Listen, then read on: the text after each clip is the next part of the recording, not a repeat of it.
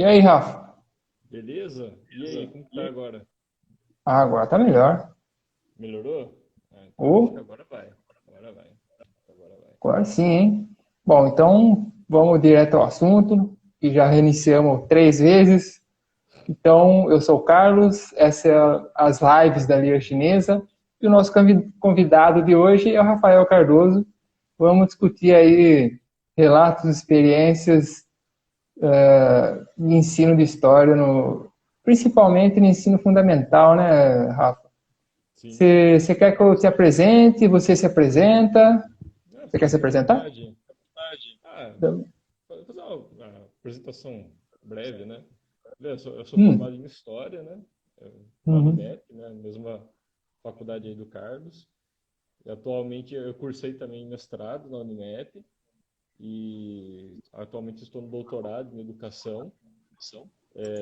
Eu sou professor já há 11 anos, já tem um tempo aí já de carreira, né?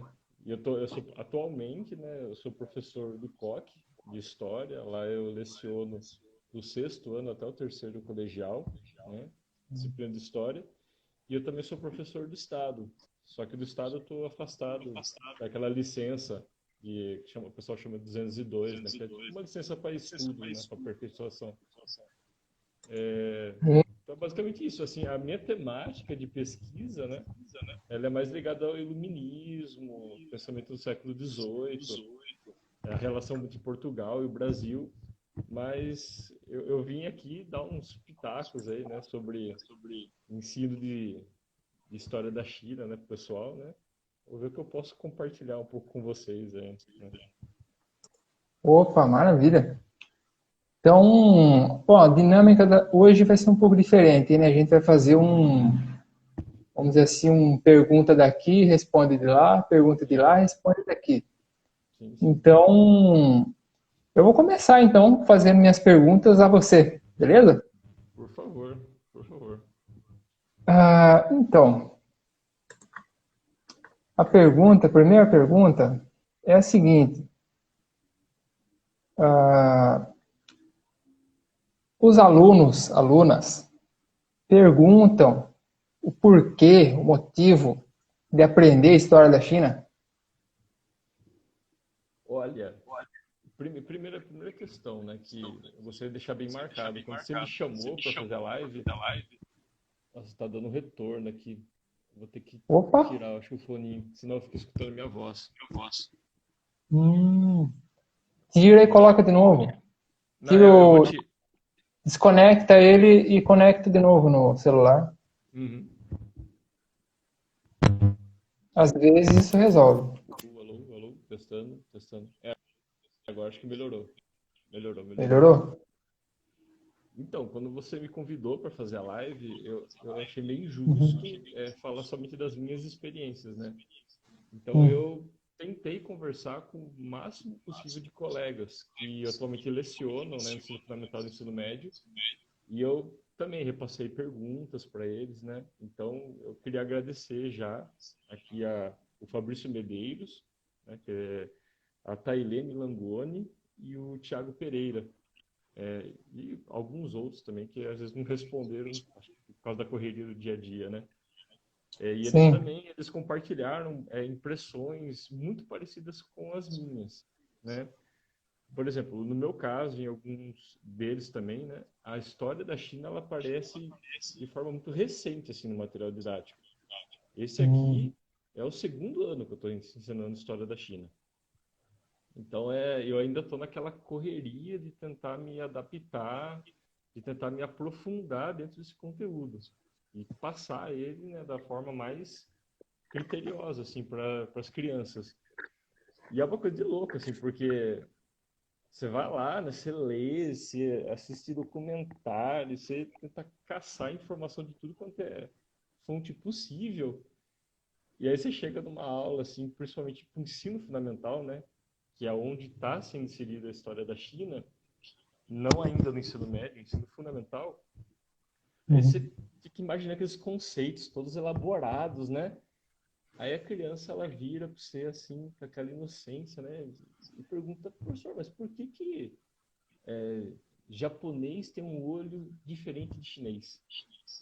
Cara, aí é tipo um pouco, responde assim a sua pergunta, né? Eles estão completamente assim abertos, né, ao ensino da história da China. Eles têm uma curiosidade muito grande, sabe? Eu não vejo nenhum tipo de bloqueio por parte deles. Ao contrário, eu vejo empolgação, sabe? O que eu percebo é quando eu ensino o roteiro que é estabelecido, né, nos materiais didáticos, principalmente na escola particular, aí sim eu começo a perceber que eles têm uma certa reação, né? Mas, professor, por que eu tenho que ficar estudando uma sequência de imperadores, né? Por que eu tenho que ficar sabendo qual foi essa disputa dinástica durante a transição, sei lá, da dinastia Tang para a dinastia Song? E eu fico com aquela cara assim, né? Meu, aí a gente tenta contornar na situação, mas eu percebo uma abertura muito grande deles, cara. Eu não sei se essa abertura, uma coisa que às vezes me preocupa, não é muito ainda pelo exotismo que é colocado sobre a China, né? Então aquele olhar Hum, exótico, né, do hum, outro, distante, né? uhum. Ou é uma ou qual outro tipo, né, de abertura que é essa que se manifesta nas crianças, né? Então, basicamente é isso que eu percebi. E os colegas meus, eles também compartilharam impressões parecidas assim com essas. Entendi. É por volta disso. Bom, segunda pergunta, tá? Uhum. É que eu não vou ficar assim insistindo muito na mesma pergunta, complementando o que você falou, blá blá blá, porque a gente tem um Ah, tempo limitado e tal, né? Então eu vou passando e depois, se a gente puder voltar, a gente volta, o pessoal certo. perguntar ou não, Sim, sim, sim, sim. tá? Então, a segunda coisa é a seguinte: você se questiona sobre o porquê de ensinar a história da China? Cara, então agora, vamos lá. Você tinha feito essa pergunta para mim, né? Esse porquê, em qual sentido você fala? Tipo O da assim, primeira pergunta? não, não, esse da segunda pergunta mesmo. O do O porquê de você se ensinar. questiona o porquê de ensinar a história da China? Por que ensinar a história da China? Você se pergunta, os alunos se perguntam, você se pergunta, a gente se pergunta, Sim, por sim, que ensinar a história da China? Porque, a gente se pergunta por que ensinar a história da Europa? Entende? não, essa é uma coisa muito boa, é uma questão muito boa. É igual você falou, quando a gente se sente, né, fazendo parte de uma identidade ou almeja fazer parte daquela identidade, a gente não se questiona, né? O porquê aprender isso, né? E eu assim, eu confesso, eu não tenho uma visão tão pragmática, né, da história. Tipo, estudar a história simplesmente por causa que ela tem que ter uma função, né? Eu gosto muito pelo o conhecimento, pela erudição. Então, em nenhum momento, assim, eu cheguei a me questionar, tipo assim, por que eu tenho que ensinar isso, sabe? Qual que é o Hum, sentido disso? Ao contrário, eu penso essa ideia do porquê estudar a China, assim como eu penso várias outras temáticas, no sentido de tentar entender aquele conhecimento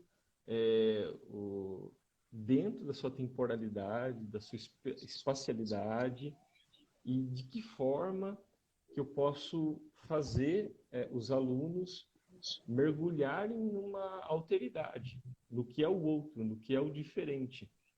hum, Então, como eu falei para você, eu sinto nesse um ano e meio que eu estou lecionando sobre a história da China no ensino fundamental, eu sinto uhum, essa abertura nos jovens, nas criançadas, né? Principalmente sexto e sétimo ano. E em uhum, nenhum momento, felizmente, eu não senti nenhum tom xenofóbico, assim, sabe? Ou hum, aversivo em relação à história da China, tá? E assim, quando eu penso esse porquê também nisso da a história da China, tá dentro dessa questão de tentar navegar por outros mares, né, da história, e Uhum. tentar entender também uma outra peça que ela se articula com o Ocidente. Uhum. Muitas conversas que a gente tem, né, já de longa data, assim, você, principalmente, você sempre tentou abrir meu olho para essa influência do Oriente, né, do Ocidente, uma Uhum. coisa que é recíproca, né, não é uma via, assim, de mão única. É um trânsito de ideias que se influenciam mutuamente. Então, quando eu penso assim, o porquê estudar a China, é tentar inverter a lógica, né, de interpretação do Oriente, tentando romper um pouco. Eu fico muito feliz, né, nessa tentativa de ruptura com essa história mais eurocêntrica e olhar o Oriente dentro das suas especificidades, né? Então tem esses motivos que eu penso do porquê estudar a história da China. E também tem um outro lado, quando eu penso a história como um olhar do presente para o passado. Então, por exemplo, a gente sabe os usos políticos da história, Sim, né? sim. Hoje eu vi coincidentemente estava olhando aqui e eu vi uma notícia da Folha. Olha essa Hum. notícia hoje à tarde, Carlos, da Folha. Até deixei aqui separada. Presença chinesa e risco de guerra entram no radar militar do Brasil. Nossa E Senhora. é, isso aqui é uma notícia de Boa hoje. noite, Luciano.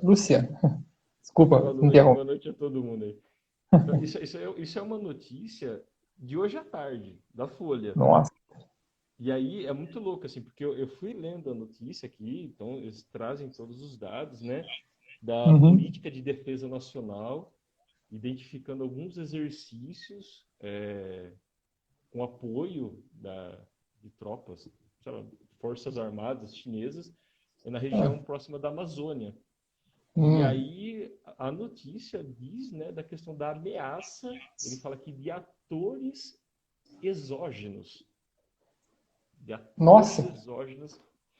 Então é uma coisa que eu fica me preocupa muito. Tem um ensaio do Carlos Ginzburg que é Hum. muito bacana, que ele chama Como Matar um Mandarim Chinês. Você já leu esse ensaio? Não. É fantástico, porque ele diz que a primeira etapa para você construir um inimigo, né, é a distância. Então, o que permitiu o Ocidente conseguir executar, né, o domínio sobre o Oriente foi o primeiro ponto, é o distanciamento. E é um distanciamento que ele não é só geográfico, é esse distanciamento que ele é simbólico, ele é uma temporalidade histórica. Então, quando a gente vê uma notícia dessa, né, um ator exógeno está no nosso território, né, você já vê esse distanciamento. E é um Sim. distanciamento que a gente, no caso do Brasil, a gente tem há muito tempo em relação ao Oriente. Então, acho que estudar a história da China agora, ainda mais nesse momento que a gente vê, né, a ascensão chinesa, ela tem um pouco desse fundo político, né, de você entender esse outro ator, não simplesmente como um ator exógeno, mas como que a gente vai se comportar em relação a ele, sabe? No sentido de aproximação, de quais tipos de acordo, como que a gente vai se deixar influenciar pela política internacional. A gente vai tratar a China como um ator exógeno, se aliando unilateralmente a outros países, o puro exercício é, de um diálogo de somente alguns países, saca? E aí eu fico pensando bem nessa questão. E eu fui cavocar um pouco disso. E eu lembrei, cara, que até pouco tempo atrás a gente tinha, por exemplo, o BRICS, né? Extremamente bem consolidado, né? Que é aquele caminho de aliança, né, entre o Brasil, Índia, China e Rússia. E Sim. nesse caminho de aliança, eu vi, por exemplo, 2017, né, os acordos que estão sendo feitos entre a China e a África de aproximamento, né, que envolve também essa aproximação cultural mesmo entre eles, de compreensão da história, de desenvolvimento de Hum. centros de pesquisa, de compreensão mútua, né, de encurtar essa distância histórica entre eles, sabe? E o Brasil ele ainda está anos-luz de fazer isso em relação à China. Então, acho que o porquê estudar a história da China seria uma forma de a gente não perder esse momento da história, de novos diálogos que podem se abrir. E acho que o primeiro passo para isso seria, talvez, o estudo da história da China. Você tornar ela mais palpável, né? Uma criança que depois vai virar um adulto, por aí vai, né? É uma visão que eu tenho. Entendi. Encurtamento de distância, resumindo. Sim, é encurtamento de Entendi. distância. Ah, depois a gente pode voltar nessa questão que, né, Você ficou chocado com a notícia, né? chocado Tá assim, chocado? sim, Não. né? Sim e não, né? A terceira pergunta que Uhum. eu quero te fazer. Quais ferramentas você usa e como as usa para abordar esse tema da história da China com a molecada? Ó, Você pode primeiro, revelar para a gente, né? Óbvio, né? eu não sei se eu vou revelar minhas fontes aqui, Ah, né? só um minutinho. Ah, Obrigado, Lucinaldo Ribeiro. Valeu. Pode continuar. prazer, Lucinaldo. Então, vamos lá. Primeiro eu vou fazer uma meia-culpa aqui, né? É o Hum, seguinte, eu sempre brinco com os alunos que a gente professor de história é tipo clínico geral, sabe? A gente, essa eu nunca tinha, essa nunca analogia, eu viu? nunca tinha ouvido falar. É ótimo, porque você é professor de história, você tem que falar de todos os temas da pré-história, né, até a queda da União Soviética, com categoria. Então, só aí a gente já consegue entender que é impossível um professor de história conhecer profundamente cada conteúdo, né? Então a gente Hum. trabalha quase como um clínico geral ali, né? Abordando assim todas as temáticas. Ah, Eu, entendi. você entendeu? Eu quando chego no século XVIII, eu consigo falar com categoria, né? Tipo, que eu estou ensinando tranquilamente. Então, a história da China, ainda mais por ser uma coisa muito recente, eu estou ainda engatinhando. Então, é aquela coisa. Eu tive que, por exemplo, Todo mundo, é, todos nós estamos. a primeira fonte, assim, é aquela coisa, né? Pelo fato, o primeiro contato que eu tive foi na escola particular. Então, primeiro Hum. eu tive que analisar o material didático, né? E ver qual caminho que eles indicam que a gente siga. Né? Você tem uma certa, né, linha que você não pode fugir um pouco disso. Só um minutinho. Aqui o Lucinaldo fez uma pergunta, acho que tem a ver aí. O currículo escolar carrega quais elementos do marxismo-leninismo? Passado pensado na formação política da massa na pavimentação do rumo socialista. Sei se tem a ver com currículo, né? Se Uhum, tem, em eu acho. resumo, né? Se tem Marx na jogada. Uhum. Primeiro, quando falo em currículo, só para fazer um adendo aí. O Estado de São Paulo, o currículo do Estado de São Paulo, ele não incorpora ainda a história da China. Né? Eu fui consultar isso. Hum, Até a parte sobre a Revolução Chinesa de 49 hum, é muito assim, breve, que eles pedem hum, que se cite. uhum, Agora, eu acho que a pergunta dele seria mais interessante a gente pensar na questão metodológica. Né? Eu posso até hum, pensar a questão metodológica e depois pensar, por exemplo, na Revolução Socialista de 49 na China. Né? sim.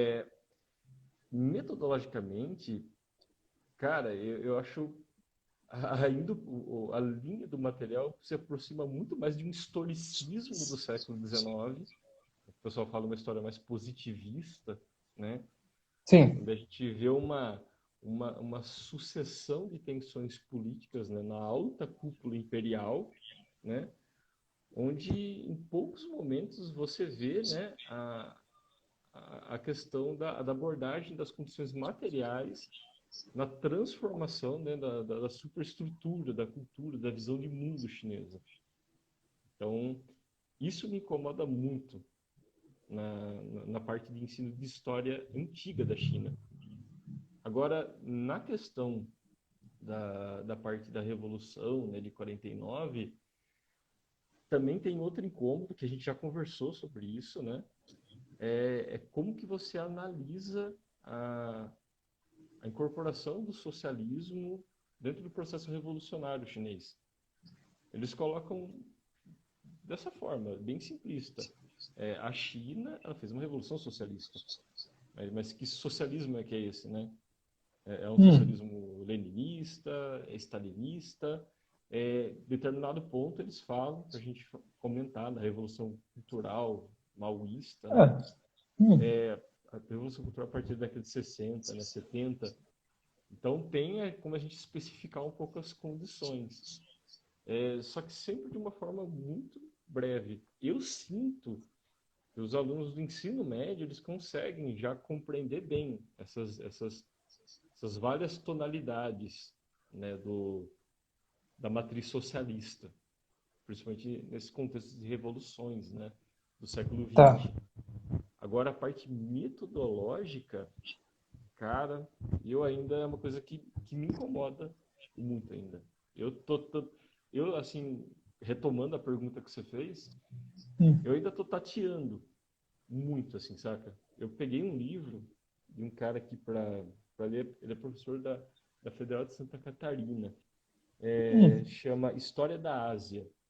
O cara chama Emiliano Unzer. Já ouviu Sim, falar dele? conheço. Assim, pessoalmente não, né? O trabalho dele a gente tá conhecendo. Eu comecei a ler, assim, eu tô gostando da referência, só que sim, eu tô tendo que ler aos poucos, que é aquela coisa louca, né? Ser professor de escola, também ser Uhum, pós-graduando. Então eu vou uhum. tentando tatear. Uma coisa que me incomodou muito é ver a quantidade de jornalistas escrevendo sobre a China. Pois é. Eu tentei filtrar, né, na hora de ler, assim, eu tentei filtrar essas obras, tentar pegar uma Uhum, coisa mais acadêmica, ali alguns artigos, né? uhum, E, meu, também muito vídeo do YouTube. Mas uhum. vídeo do YouTube sempre com aquele critério de tentar escutar historiadores, filósofos, sociólogos, vídeos institucionais. Então, Aham. e também você, né? Sempre quando a gente conversa, eu tento arrancar uma casquinha do seu conhecimento, né? Sobre a história da China e já vou incorporando. Então, Tá esse é bom. o meu processo, né, de preparação, é mais ou menos por esse caminho, né? Entendido. Pois é, né? A gente. Bom, essas três perguntas que eu queria fazer, né? Então, Uhum. é uma coisa que, assim, para nossa área de história, comparada com o pessoal do jornalismo, pessoal das relações internacionais, pessoal aí da economia, assim, um monte de gente, eles estão assim super assim pensando esse tema da China, mas os historiadores assim filósofos também assim tá difícil o negócio. O tema na área da história, na área da filosofia, educação, o negócio tá assim tá bem mais assim a gente tá faltando bastante referência pra gente. É Uhum. um problema que, bom, a gente está tentando fazer alguma coisa, né? Mas, assim, Carlos, uma pergunta que eu queria fazer para você. Opa, Quando você vê o campo, né, da história, da filosofia e o campo do jornalismo, você sente que estão sendo, né, traçados caminhos em comum, assim, tentando se desvendar alguns nós, alguns paradigmas sobre a história da China, ou você percebe distinções muito fortes entre esses dois campos de estudo? Repete a pergunta que eu não entendi. Assim, por exemplo, é, Eu fui os pegar meu autores. material aqui e viajei. Não, relaxa. Tipo, você pega os autores, né, jornalistas, né, tratando sobre a Aham. história da China, né, e o campo da ciência mesmo, né, história, filosofia e sociologia. Uhum. Você percebe que tem um diálogo entre esses dois, né, ou você tem uma separação onde, por exemplo, sei lá, os jornalistas acabam repetindo alguns erros metodológicos, erros conceituais. Como que você percebe o diálogo entre esses dois campos, né? O diálogo tem. Mas assim, assim, falando assim do contexto do Brasil, é assim muito complicado, né? Porque se a gente não tem historiadores especializados para o jornalista dialogar, aí fica difícil para eles, né? Então eles vão geralmente o pessoal pega referência estrangeira, né? Então tem bastante sinólogos europeus, né? Os europeus estão nessa há muito tempo, né? Os estadunidenses também, os japoneses também têm uma sinologia legal também, Índia e tudo mais. Então é sempre estrangeiro. Referência brasileira, você tem esse meia dúzia de pessoal que também é difícil de, sabe, tem gente ah, como é que eu vou dizer, é, a gente não tem publicação, é difícil se ter um acesso, um livro aqui, um livro ali, a não ser que, sei lá, mas assim, você falou em metodologia, metodologia a gente está assim, super aquém, digamos assim. Uhum. Volta aquela questão que a gente tinha conversado, né? Dentro do contexto atual, né, de conflitos, de tensões, o impacto que isso pode ter, por exemplo, uma política internacional brasileira, né? Sem dúvida, sem dúvida. Então, tem que se mexer, né? Correr atrás do tempo perdido, como o pessoal diz, né? Enfim, pode mandar outra aí. Não, eu tinha uma aqui também que Ou se eu não eu tava respondi pensando. direito também, se você quiser insistir. Não, eu trocando ideia. E eu tava pensando também à tarde, igual eu falei pra você, eu vejo muito um caminho engessado, né? Principalmente quando um material é mais apostilado, né? Agora, por exemplo, Uhum. você que tem mais estudo, né, sobre no campo da história da China, se perguntasse, virasse para você, aliás, você já preparou já um material para o curso de filosofia, né, que seleciona, né? Você está numa faculdade, não está? Sim, sim. Sim. Por Agora, por exemplo, Unicamp. se fosse no caso do ensino fundamental, falasse assim, quais são, por exemplo, três pontos assim centrais por onde a gente teria que passar, né, dentro da história da China. O que você indicaria, assim? Não pode deixar de ser dado. Uma criança de 11, 12 anos, né? Hum. Então, o que eu penso é o seguinte: antes da gente pensar nesses pontos principais para passar pela história da China, você pode aí, sei lá, pegar a dinastia Han, Estado Han, é um ponto muito forte, os estados combatentes, as 100 escolas de pensamento, a dinastia Tang também, as navegações Ming, até chegando em 49, a Revolução de 49, ou as guerras do ópio, tudo mais. Uhum. Só que tem uma coisa que, para mim, assim, ultimamente, é uma coisa que tem, assim, me vem mais à mente, é o seguinte: estudar a história da China, assim, para a gente, Brasil, geralmente a gente tem uma imagem assim, da China como uma coisa distante. como você falou, distanciamento, a gente tem que lidar com esse distanciamento que foi criado. Que foi criado. Para mim, é um distanciamento criado, assim, tem tudo a ver com imperialismo, colonialismo, que a gente está sofrendo até hoje.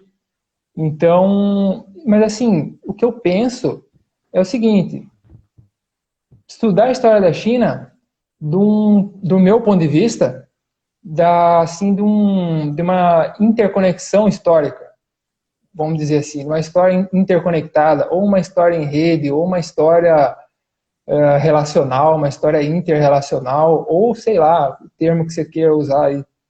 Assim, estudar esse tema, assim, pensando na conexão entre China, Europa, África e América, Oceania, sei lá. Entende? Porque, veja só, a gente tem, como é que eu vou dizer? Eu posso citar aí, por exemplo, vários pontos de conexão. A Rota da Seda é um negócio que nunca se fala. Talvez a gente comece a falar daqui para frente, a gente fale mais. A Rota da Seda. Outra coisa, os nestorianos. Os nestorianos, eles andaram para tudo que é lado na Ásia até chegar na China. Não sei se alguém já ouviu falar dos nestorianos, né? Uma vertente do cristianismo. A expansão árabe, assim, mais um tema também. Já vou explicar por quê.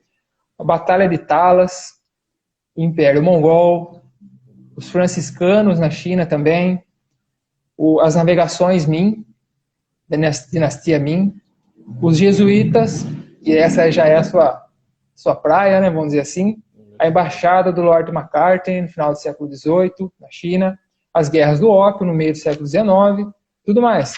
Então, esses temas, eles são temas que, assim, se você estudar esse tema, você tem que estar ligado na conexão entre Europa, China e África, por exemplo. A Rota da Seda interliga tudo isso daí. E não é só uma relação comercial, é relação de vários tipos. Então, para mim, estudar a história da China, assim, eu vou por esse caminho.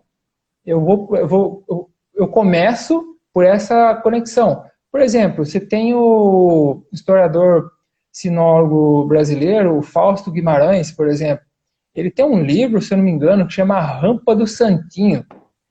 E ele deu uma entrevista na CRI, acho que ano passado, se eu não me engano. Dá uma olhada aí, gente. E ele de acordo com as pesquisas dele, assim, concordando com outras pesquisas também que os chineses fazem muito mais do que os europeus, assim, no contexto das navegação Ming, mas também antes, que é a presença dos chineses ali em Santa Catarina, sabe? Acho que ali na ilha de Florianópolis, se eu não me engano, por ali, uma parada ali. Então tem vestígio ali, tem coisa ali. Então ele escreveu sobre isso, ou seja, você percebe o que eu estou querendo dizer? Uhum. Com essa conexão, da gente ir derrubando o mais rápido possível essa distância que foi criada, foi inventada, né, nesse contexto do imperialismo, do colonialismo, enfim, eu vou por aí, assim, antes ou conjuntamente, ou ao mesmo tempo, acho que é mais interessante assim, ao mesmo tempo que você fala de uma revolução de 1949, quanto isso é importantíssimo, fundamental para pensar a China agora, você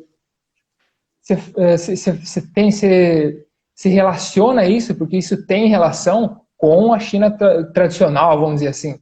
A China contemporânea com a China tradicional. Vamos pôr assim, só para entender mais ou menos o que eu estou querendo dizer. Essa conexão. Não fazer a separação. Porque se você separar, se você estudar só a China do século XX para cá, aí não vai dar certo. Do meu ponto de vista, não vai dar certo. Então, você tem que considerar a dinastia Ming, por exemplo, né, vamos dizer assim, o processo introspectivo que o pessoal fala da dinastia Ming, que eu também não sei se eu concordo tanto assim, mas assim, outros pontos também que, os que eu já citei, né, a Rota da Seda, Uhum. ou a Batalha de Talas. A Batalha de Talas, por exemplo, ela é assim, Essa eu não hoje o conheço. pessoal entende assim como assim o possível assim acontecimento que o papel se difunde, se espalhou pela Eurásia, vamos dizer assim, até chegar na Europa e tudo mais. Então, e outros lugares também. Então, você percebe o que eu estou querendo dizer?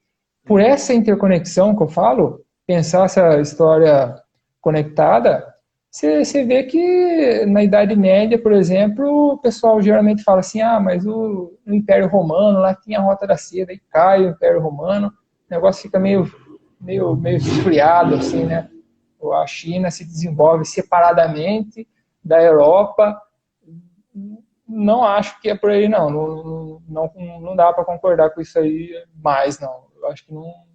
Eu vou por aí. Eu vou pela interconexão, né? Conexão, tudo mais. É interessante, porque tem uma pergunta que fizeram aí, ó, depois, essa acho que você tem que responder. Eu sou professor de história, não sei se eu tenho cabedal para falar de ensino de línguas para Qual a você. pergunta? É sobre o ensino de mandarim nas escolas. Seria legal, Hum, mas deixa eu falar algumas coisas sobre o que você comentou aí. Eu já anotei esses negócios aqui, ó, da Batalha de Talas, depois eu tentei sim. conversar para você me contar sobre ela, que eu não conheço. Essa da Rampa do Santinho, se eu não estou enganado, foi em 1422, cara. Registro de presença chinesa lá em Santa Catarina. E coincide, né, com o período da dinastia Ming. É o Zenha, né, que era o Janhan. Jiang Han que fala. Janhan. Olha lá, um dos motivos de ensino de mandarim nas escolas é para fazer o professor pronunciar direito, né? O Jiang Han, Janhan. beleza. E aí, cara, é uma coisa bem legal que a gente tava conversando outra hora também. Isso que você fala é uma questão justamente de ruptura com uma história que ela seja tão historicista, assim, né? É uma história que ela seja mais temática, né? Ela seja mais transespacial, assim, né? Que ela consiga cruzar várias espacialidades e ver essa ligação cultural que existe entre elas, né? Porque o que eu percebo, por exemplo, dentro do ensino de história da China, ainda é uma forma de ver o Ocidente, só que colocando fatos temporais chineses. Por exemplo, o mundo ocidental, né, principalmente com a consolidação da modernidade, né, com essa racionalidade cartesiana, né, que ela fatia o mundo, né, para colocar ele sobre a análise, né, Uhum. você cria uma lógica que toda ela sempre é submetida à lógica de um progresso. Até estava conversando com você outro dia, né? Uhum. Um dos primeiros historiadores a consolidar, né, na interpretação histórica essa noção de que uma civilização ela surge, ascende, se desenvolve e entra em declínio, foi o Gibbon. Eu até fui pesquisar um pouquinho mais, ele chama Eduardo Gibbon. A primeira análise que ele fez sobre ascensão, desenvolvimento e queda do Império Romano foi um livro de 1786. E a análise dele foi tão assim, são 3 volumes a obra, gigantesca. E Nossa. aquilo se manteve como referência no século XVIII, século XIX também. E até hoje você percebe nos materiais didáticos sempre essa lógica, para estudar desde o Egito, desde o reino Uhum. de Kush, civilizações da Mesopotâmia e até a China. Sempre é Uhum. ascensão, desenvolvimento e queda. Então você Uhum. acaba fazendo o quê? Ainda mantendo a China isolada lá do orientalismo dela, só que só trocando essa lógica por fatos chineses, né? Só que ainda, né, para para infelicidade de alguns aí, ainda não tá longe ainda de acontecer a queda chinesa, né? Tá longe ainda. Opa, E pois aí, é, né? Vendo as perguntas aqui. Então, né? O que vocês acham sobre o ensino de mandarim nas escolas? Beleza, tranquilo. Mais um idioma para a galera aí, né? Apesar que a gente tá difícil de ensinar, o inglês tá difícil, né? o verbo A intimida. pergunta aqui do Ângelo. Acredito que o idioma ensinado nas escolas depende muito dos interesses políticos. Concordo. Político, econômico, tudo mais. Mas Uhum, com certeza qualquer idioma é ótimo para ampliar nossa mente e aprender sobre a nova cultura. Pois é, né? uhum. Opa, É muito legal lembrar a transição do ensino de francês para o ensino de inglês, né? Nas pois é, escolas né? públicas. Uma pergunta aqui do Tons de Amarelo. Mas é sobre assunto de preconceito contra chinês? Posso fazer? Sim, manda brasa. Porque o fundo de tudo isso é isso, né? Preconceito, racismo, é o, é o imperialismo, colonialismo que a gente vive aí e que gera muita atrocidade. Voltei. Manda bala, gente. Cadê a A pergunta gente do tá ainda aí com uns 10 minutinhos, 15 minutinhos. Cadê a pergunta do Tons de Amarelo aí? Você tem mais alguma pergunta para mim, ou Rafa? Cara, Alguma outra coisa? depois eu vou querer saber aí sobre especificamente, né, Batalha de Talas aí, mas eu acho que é mais pra gente sentar depois e conversar. Uma coisa que eu Pois acho, é, mas... uma coisa que eu acho assim, recuperar, Hum, toda vez que eu vou dar aula, eu sempre tento resgatar o como eu pensava quando eu estava lá na cadeira como aluno, né? E hum. toda vez eu tento voltar, por exemplo, o quanto que o Oriente foi importante, principalmente na minha pré-adolescência, aquele auge do mangá, do anime, sabe? Ah, Que é uma conexão afetiva, né? Que é um momento que você se abre sim, tá. para você, assim, quais foram as suas primeiras aberturas, assim, a esse mundo oriental, aquela coisa que te fisgou, assim, saca? A começar a olhar isso de uma Para forma mim, diferente. pessoalmente? Para você, pessoalmente. Ai, ai, ai, não. Hum. Quando foi aquela primeira Antes de figurinha. responder a sua pergunta, vamos ver do pessoal aqui, porque senão a gente perde, Beleza, vamos lá, aí pessoal. O pessoal é mais importante. complica. Bom, Tem alguma dificuldade em formar, sei lá, material de aula sobre a história da China? Acho que você já respondeu, né?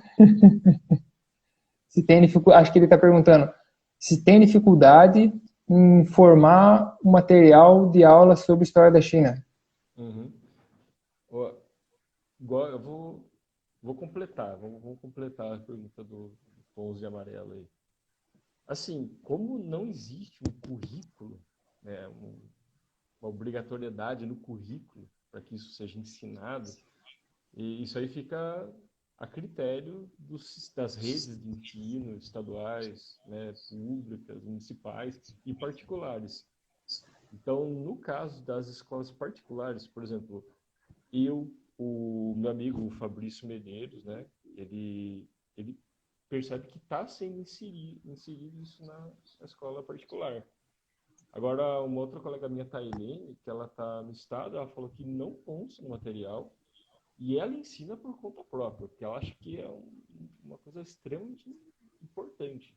E ela, com toda a competência, ela faz isso. Eu, assim como eu falei, felizmente, eu não vi nenhuma reação xenofóbica ainda de alunos. Ao contrário, eu vi uma abertura muito grande. Inclusive, eu não sei se aqui na live tem algum. Ah, lá, acabou de perguntar. Eu acho que é Então, o ó, Nicolas. começando aqui, Que assim, vamos eles começar. querem, mas não tem, sabe, a temática. Uhum. O Ó, Nicolas, responde a pergunta lá do Nicolas lá, que cara é gente fina. Ué, não, Nicolas. depois. Ai, meu Deus. Então, vamos começar pelo tom de amarelo, que é uma pergunta longa. Muitas pessoas falam que sentem preconceito até mesmo dentro do grupo amarelo, do grupo de outros descendentes asiáticos. Vocês acham que isso acontece mesmo? Pelas minhas pesquisas feitas na página, alguns descendentes de japoneses têm implicância com chineses, coreanos com japonês e chinês com todos. Mas grande parte disso, acredito eu, que vem por conta das guerras e brigas territoriais, tipo a atrocidade do Japão contra a Coreia. Bom, você quer responder? Você quer que eu responda? O que que você... Por favor, essa eu acho que é mais pontual para você. Então, isso ah, estrutural, né? Assim, o que a gente chama de racismo estrutural. Então, você pode ter uma pessoa dentro de determinado grupo que tenha preconceito contra o próprio grupo, contra si mesmo. A gente pode ter preconceito contra a gente mesmo. Então, isso é um tema assim recorrente, principalmente nesse momento. O que você acha? Assim, sem especificar. Não, eu gosto muito de, já que a gente fala de história, né, da China e tal, Uhum, eu vou colocar isso mais no nosso campo aqui, só uhum, para ele ter uma noção. Quando teve aquela grande leva, né, de imigração para o Brasil, em ah, 1870, né, a uhum, imigração italiana, que o governo foi tentar subsidiar a imigração. Você uhum, tem um livro da Márcia Nachara que chama Estrangeiros em Sua Própria Terra, em que uhum, ela analisa a política migratória.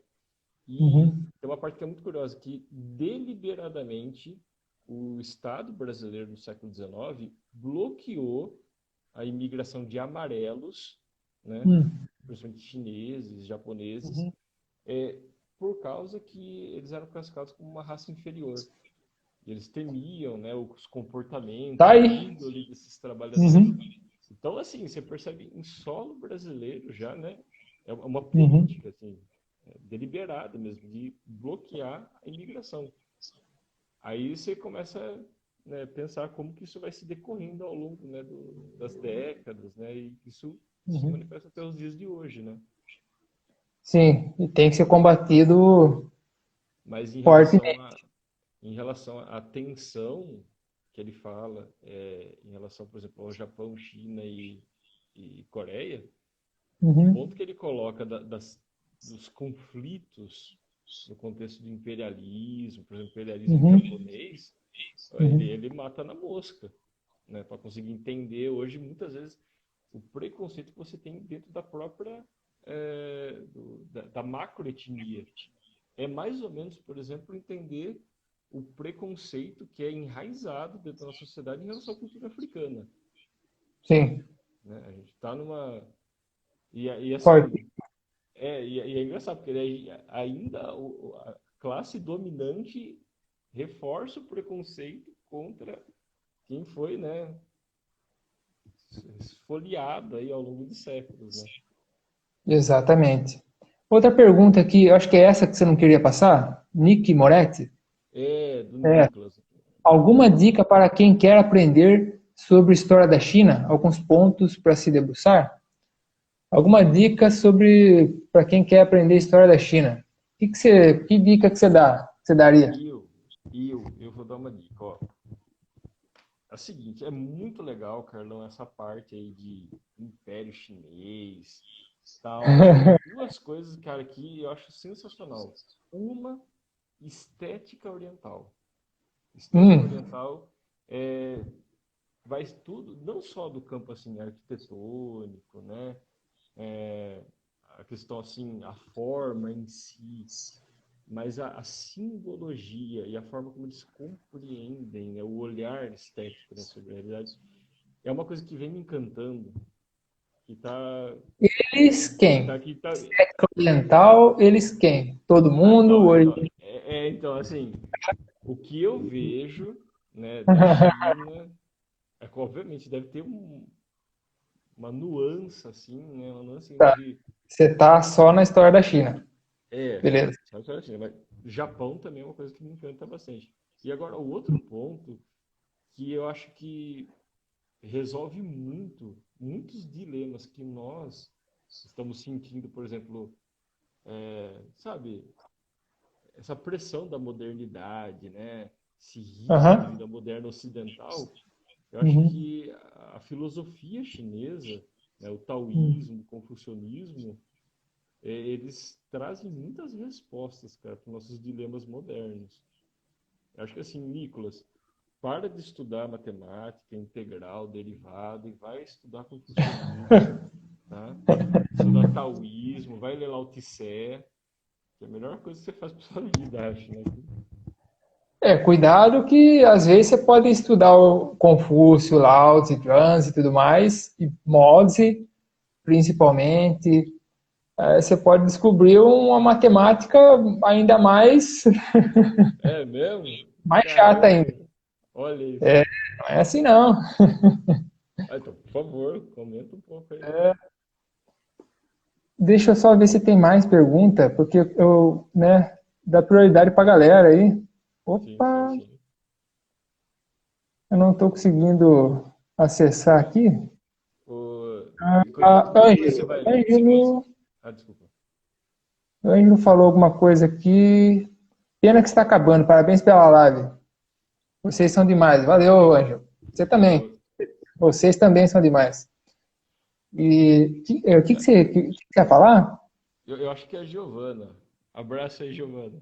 Então, eu vou falar com o Nicolas isso aqui. O Nicolas, eu estava hoje à tarde, né, por causa da live, né, pesquisando alguma coisa ou outra, e eu descobri, ó, descoberta minha hoje. O professor descobriu a história da China. Uhum. É o Tao Te Ching, né? Tao Te Ching? Isso. Tao Te Cara, Ching, mais conhecido por aqui por Tao Te Ching. Tao Te Ching, cara, eu fiquei impressionado. 25 páginas ele tem, né? Ele é muito Depende pequenininho. da tradução, né? Depende da tradução. Não, eu vi A um original aqui, é menor, eu acho.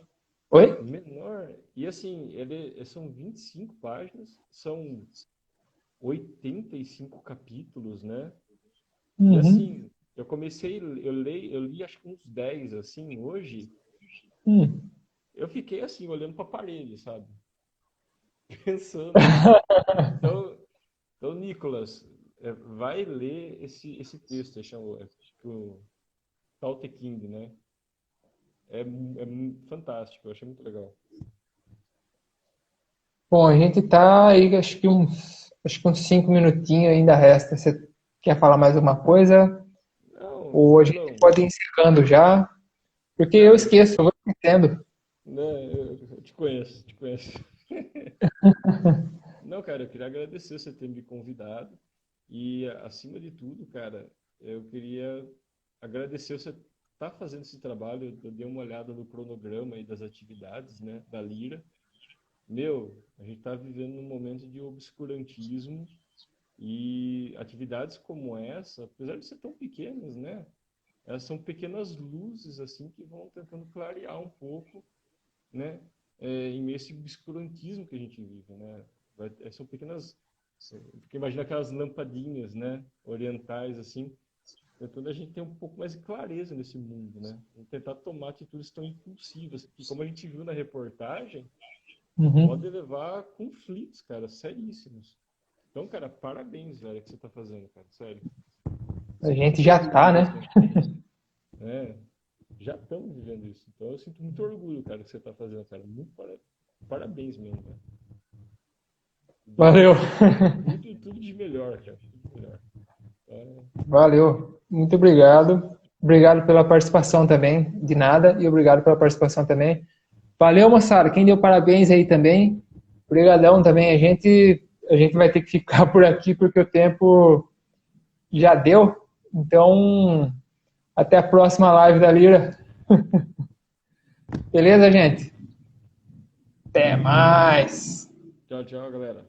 Abraço para todo mundo aí. E aluno meu que participou vai ganhar um ponto na média.